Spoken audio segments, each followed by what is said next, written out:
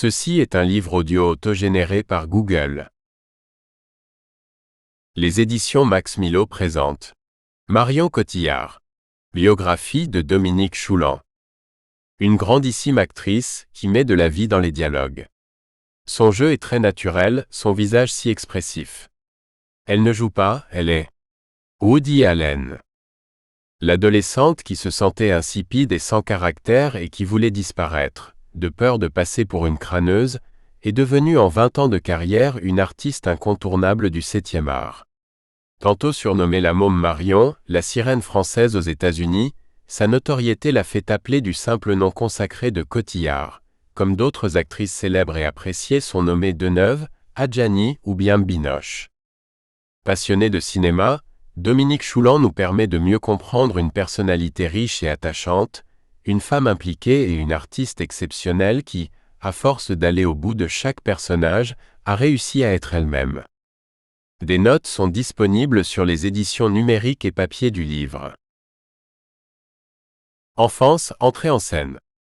L'année 1975 est décrétée par l'ONU, Année internationale de la femme. Oui, comme le chante si bien chez nous Jean Ferrat, la femme est l'avenir de l'homme, un titre emprunté à la célèbre Maxime d'Aragon.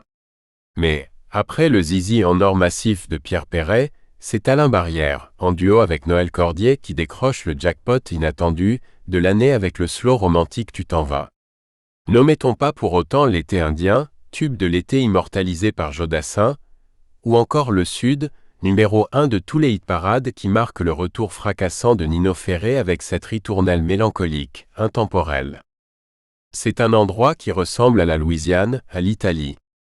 Il y a du linge étendu sur la terrasse, et c'est joli. On dirait le Sud. Le temps dure longtemps, et la vie sûrement plus d'1 million d'années. Et toujours en été. Côté cinéma, nous pouvons citer quelques films majeurs sortis cette année-là.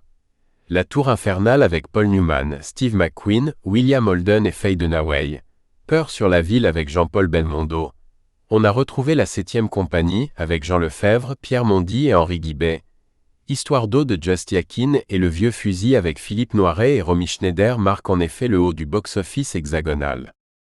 En février 1975, Annie Girardot est élue vedette féminine préférée de 1974 par les lecteurs de Ciné-Revue, devant Romy Schneider puis Mireille Darc, Sophia Loren et Catherine Deneuve, tandis que parmi les acteurs masculins, Alain Delon domine face à Jean Gabin, Charles Bronson, Paul Newman et Jean-Paul Belmondo.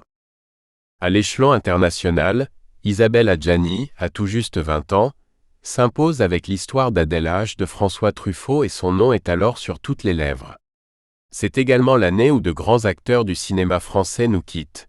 Pierre Freinet, le Marius de Marcel Pagnol, Michel Simon, le Boudu sauvé des eaux de Jean Renoir, Joséphine Baker, la sirène des tropiques des années 1920 et le jeune Pierre Blaise, le Lacombe Lucien de Louis Malle.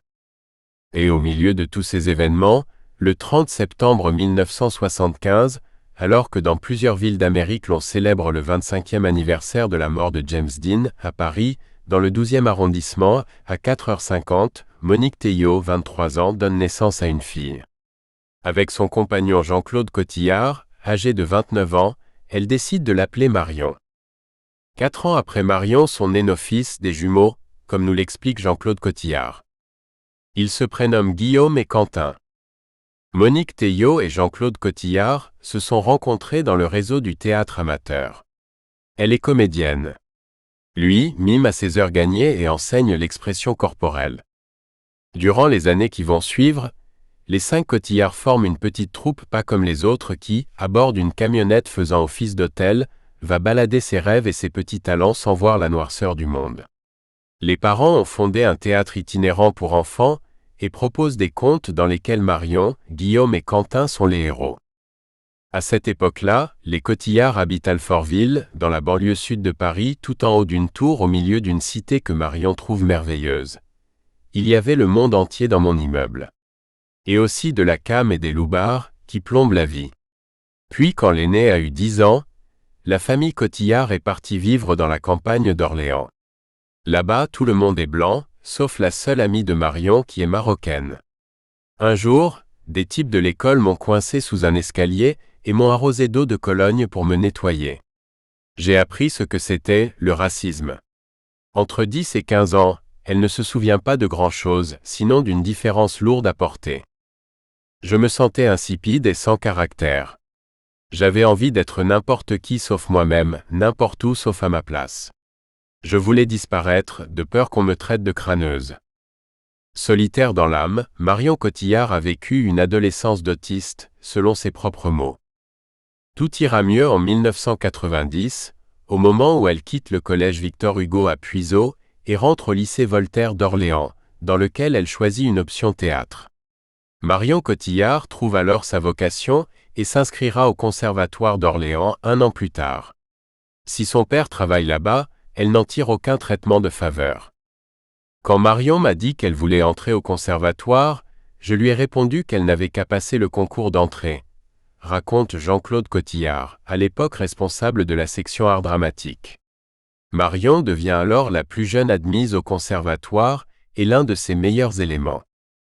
La petite Cotillard était extrêmement douée, se souvient Nicole Mérouse, sa professeure d'art dramatique.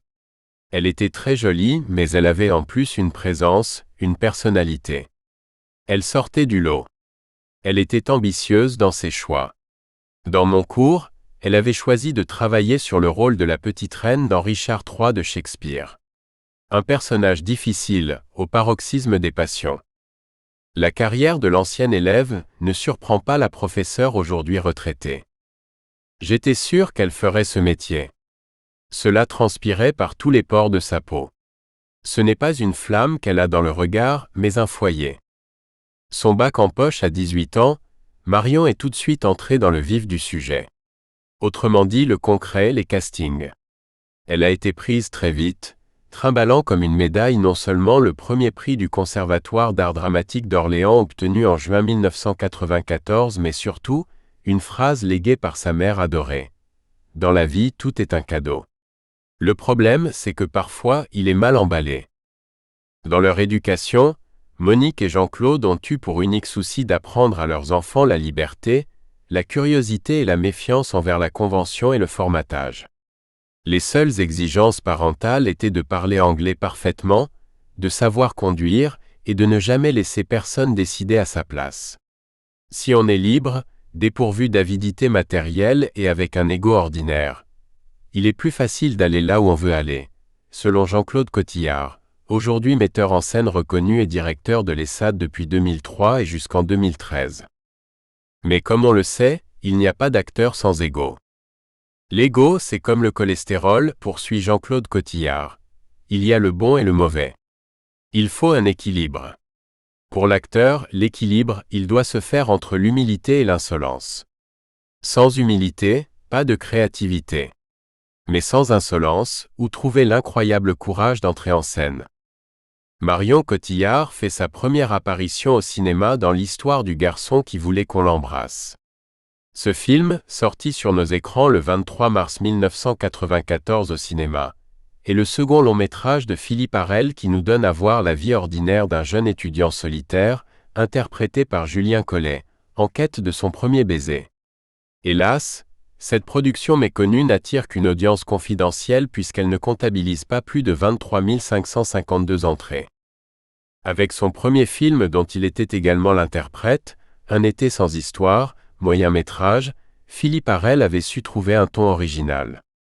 Une nonchalance faussement désabusée, un humour acide et une spontanéité corrosive qui laissaient deviner un vrai potentiel. Autant de qualités qu'on ne retrouve malheureusement pas dans ce garçon qui voulait qu'on l'embrasse. Il faut dire que le scénario, de toute évidence autobiographique, écrit depuis plusieurs années, aurait dû être son premier film s'il avait trouvé un producteur. Il le tourne aujourd'hui, mais il lui manque une énergie radicale. Philippe Harel n'est plus l'adolescent qu'il était, et la génération qu'il filme n'est plus la sienne. Ce décalage amoindrit la force de son regard et donne à son film une langueur un peu stérile. Cela n'enlève rien à son talent. On a simplement le sentiment qu'il porte ce film, un peu comme un vêtement qui ne lui va plus. On attend déjà le prochain. Qu'importe, Marion Cotillard a pris le cinéma d'assaut. On peut donc dire que tout marche très vite et facilement pour la ravissante Française. J'ai eu un rapport à la caméra assez immédiat. Je n'ai jamais eu peur. En route vers la célébrité. Pour être plus précis, Marion Cotillard a décroché son premier rôle pour la télévision en 1982, dans le court-métrage Le monde des tout-petits de Claude Caillou. L'année suivante, elle tourne de nouveau pour ce réalisateur dans Lucie.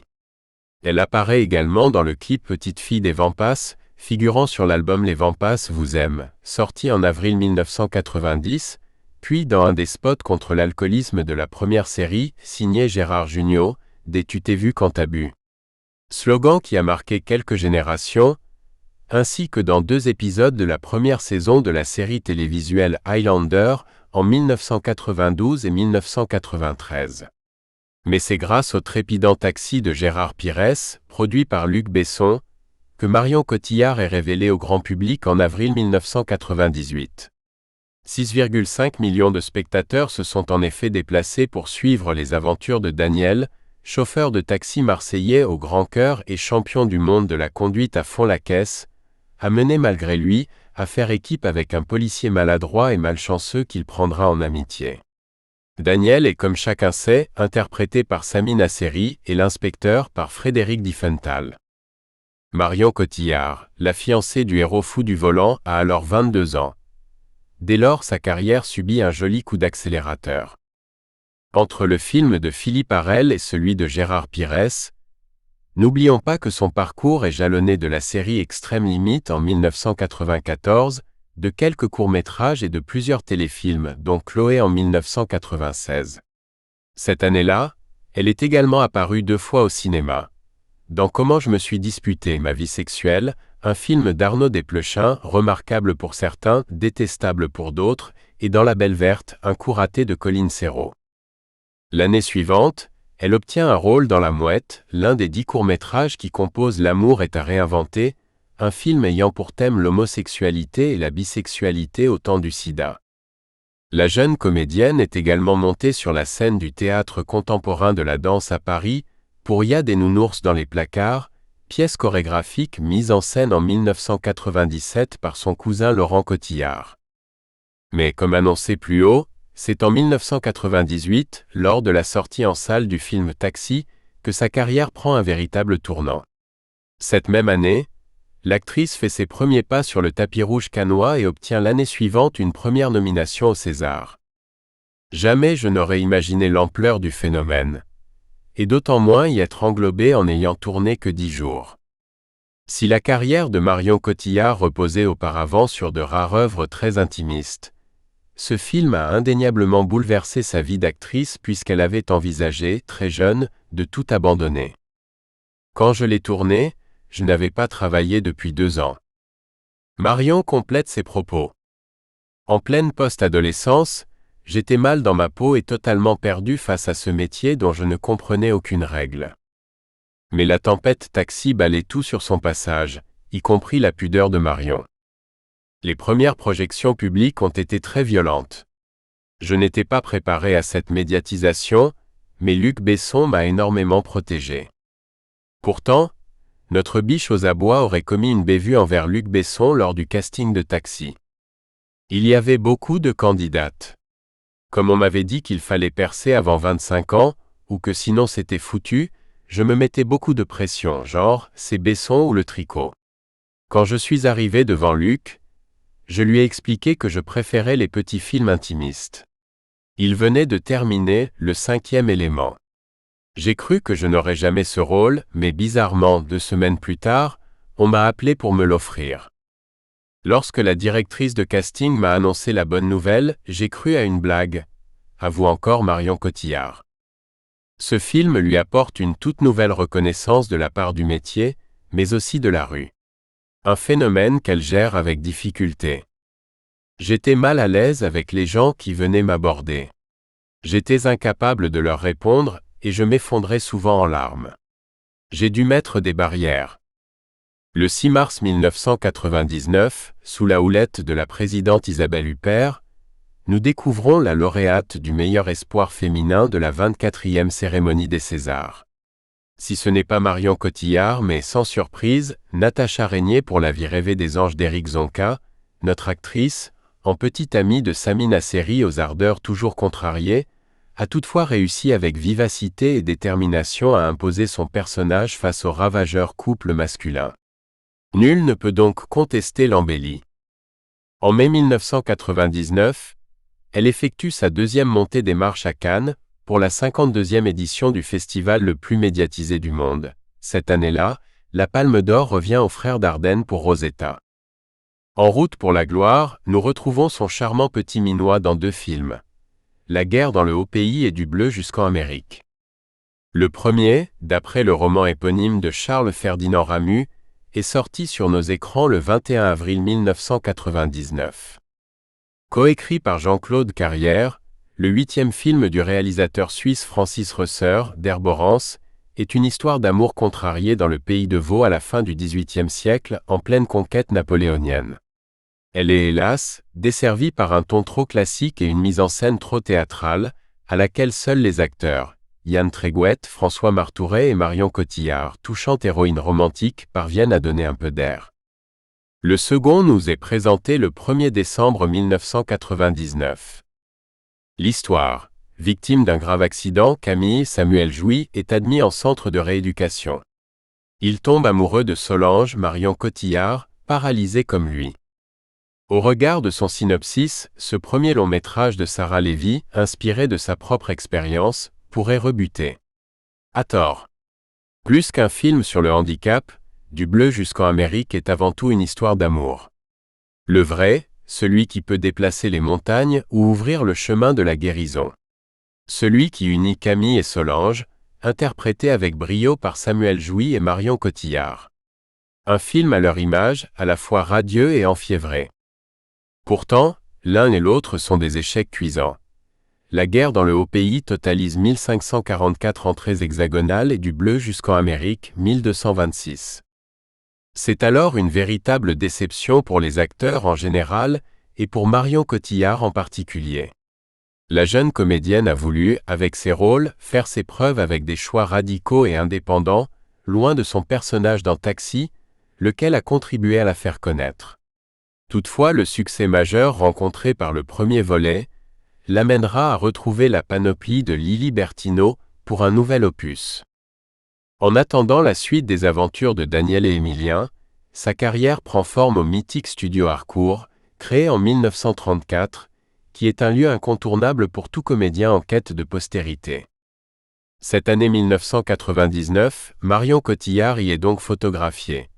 En France, on n'est pas acteur si l'on n'a pas été photographié par le studio Harcourt, a écrit en 1957 le grand écrivain Roland Barthes. Curieusement, il paraît que Marion Cotillard ne s'aime guère sur la photographie qui symbolise son entrée dans la légende. Pourtant, sa jolie frimousse, sa pose originale et son regard tendu vers l'avenir sont ceux d'une actrice à l'aube d'une superbe carrière. Alors, photographie de luxe en noir et blanc à l'appui, il lui est encore permis de rêver. Mais à quoi rêve vraiment notre actrice en l'an 2000 ? Je rêve d'un jour où tous les êtres de cette planète vivraient, rien qu'une minute au même moment l'instant présent, juste pour voir. À l'heure où elle nous fait cette révélation, le 29 mars 2000 sort donc Taxi 2, une suite presque inévitable mettant en scène le même duo d'acteurs mais avec cette fois-ci Gérard Kravchik à la réalisation, Gérard Pires n'étant pas confirmé comme metteur en scène. Bien que tout le monde s'attende à un nouveau grand succès, il s'agit en réalité d'un véritable raz-de-marée. Le film s'offre les meilleurs premiers jours et premières semaines de tous les temps en France. Le film, qui a démarré en trombe au box-office, réalise le plus d'entrées en France pour l'année 2000, avec 10 millions de spectateurs. Ce carton confirme l'intuition de Luc Besson, producteur et scénariste du film, et la cote de Sami Nasseri et Frédéric Diefenthal auprès du public. Celui-ci les accueille en effet tels des rockstars dès qu'ils surgissent sur l'écran, et leur fait un triomphe à chaque... Nous espérons que vous avez apprécié cet aperçu. Pour continuer à écouter ce livre audio sur Google Play Livres, utilisez le lien dans la description de la vidéo.